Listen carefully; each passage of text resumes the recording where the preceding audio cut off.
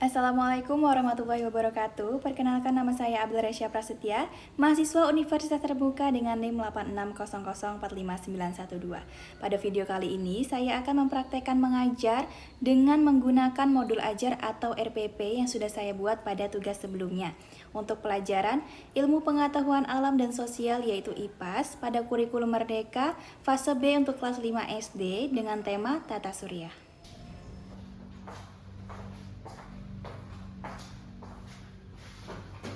Assalamualaikum warahmatullahi wabarakatuh. Waalaikumsalam warahmatullahi wabarakatuh. Oke anak-anak, sebelum kita mulai pelajaran, berdoa dulu ya. Kepala kelasnya disiapkan. Siap gerak. Hormat kepada guru, hormat gerak. Tegap gerak. Assalamualaikum warahmatullahi wabarakatuh. Waalaikumsalam warahmatullahi wabarakatuh. Berdoa mulai. Bismillahirrahmanirrahim. Raditu billahi rabban wa bil islami dinan wa bil muhammadin nabiyyan wa rasulah.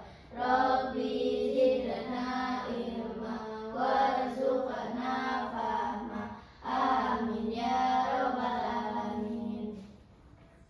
Oke baik, hari ini materi yang akan kita pelajari yaitu tentang tata surya.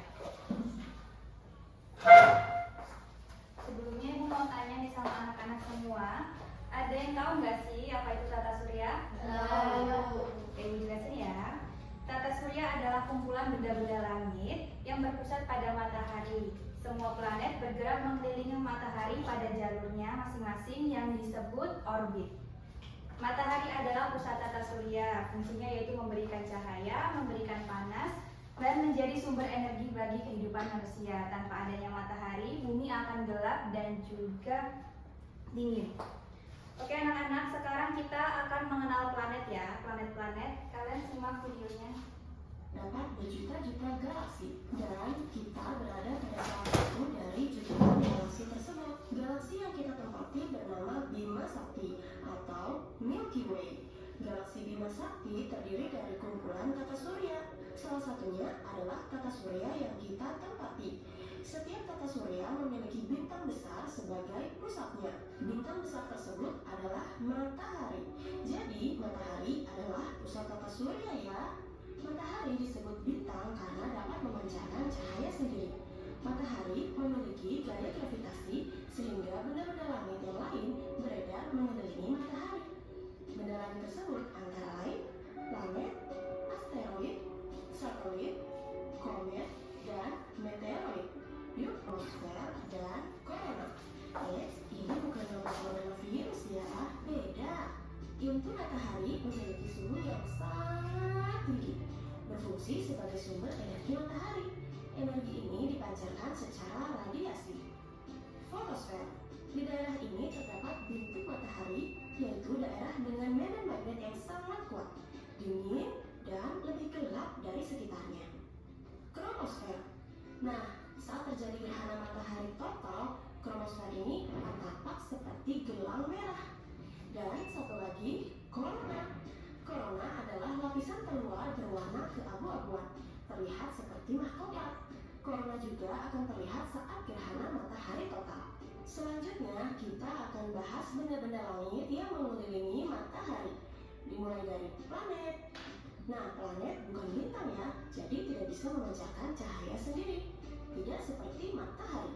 Ada 8 planet pada sistem tata surya. Adik-adik pernah dengar lagu planetnya Rico Series? Kalau belum, nanti bisa didengarkan ya, karena dapat mempermudah mengingat. Oke, planet yang pertama adalah Merkurius. Merkurius adalah planet terdekat dengan matahari. Ukurannya sangat kecil. Selanjutnya, Venus.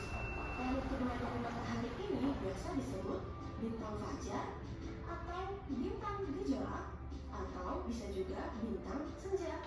Nah, disebut seperti itu karena Venus dapat terlihat dari bumi saat fajar atau senja tanpa menggunakan alat bantu sama sekali.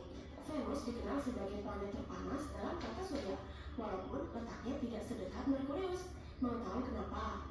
Karena di dalam planet Venus ada banyak gas-gas rumah kaca, sehingga menyebabkan efek rumah kaca yang sangat besar. Adik-adik masih ingat kan materi tentang efek rumah kaca? Selain itu, keunikan Venus yang lain adalah arah gerak rotasinya berbeda dengan planet-planet yang lain.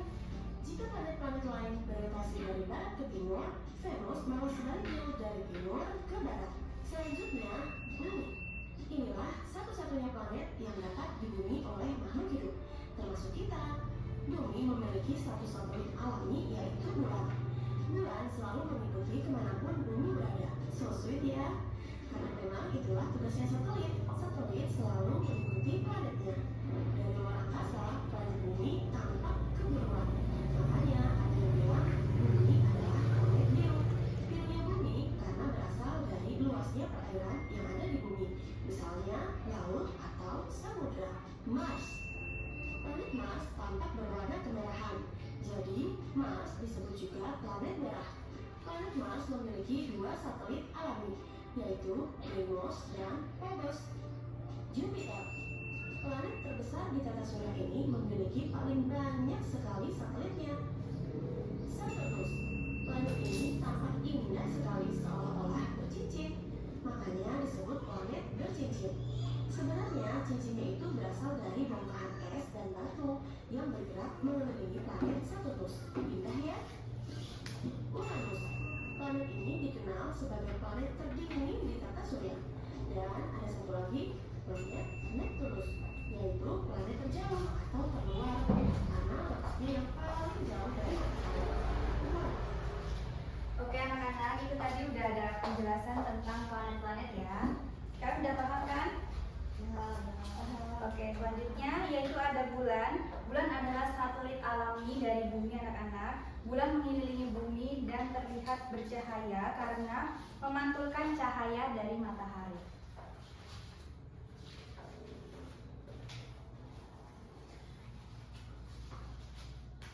Oke, selain planet, bulan dan juga matahari, benda langit lain selain planet ada komet, yaitu benda langit yang berekor. Ada juga asteroid, batuan kecil dari luar angkasa, dan juga meteor disebut bintang jatuh. Yang selanjutnya materi kita ada gerakan planet. Yang pertama itu ada rotasi, planet berputar pada porosnya. Akibat rotasi yaitu terjadi siang dan malam. Jadi ada siang dan malam itu dikarenakan ada akibatnya dari rotasi. Yang kedua ada revolusi, yaitu planet bergerak mengelilingi matahari. Akibat revolusi yaitu terjadinya pergantian musim. Oke, sekarang Ibu ada tugas buat kalian, tugas kelompok, masing-masing kelompok 2 orang ya. Ada 2 soal, yaitu ditulis dulu soalnya. Sebutkan ciri-ciri planet bumi.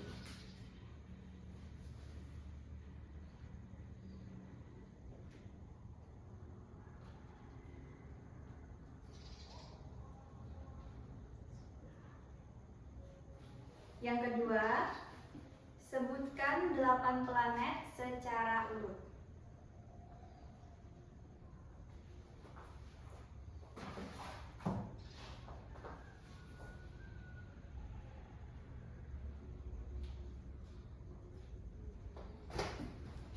Sudah, kalian kerjakan secara kelompok ya, nanti dipresentasikan jika sudah selesai.